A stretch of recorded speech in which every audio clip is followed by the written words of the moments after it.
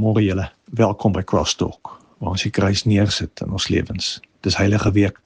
Ons bou op na Goeie Vrydag toe wat ons Jesus sy sterwe herdenk.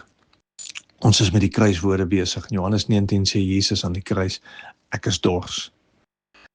En dadelik as hy dit doen, dan wys hy iets van sy menswees.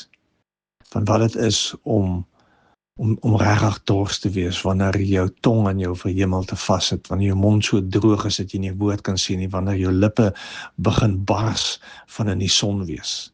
Iets van daardie menslikheid wat Jesus kom verklaar aan die kruis as hy sê, ek is dors. Maar dis ook meer as dit.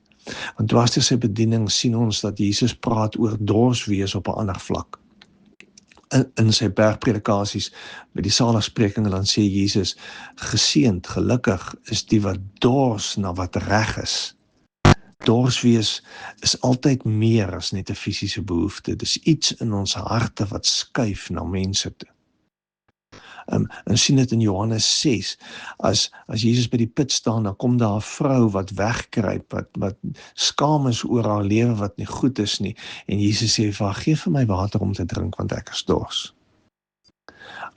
So Jesus se dors wees gebruik hy om te connect met mense wat in 'n groter moeilikheid het as hy. So die verklaring van dors wees is die verklaring van, ek het 'n compassionate hand wat ek na jou toe uitsteek.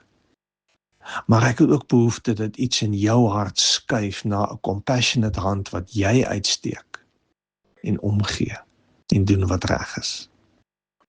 Jesus aan die kruis sy verklaring, ek is dors, wil hy jou in jou oë kyk.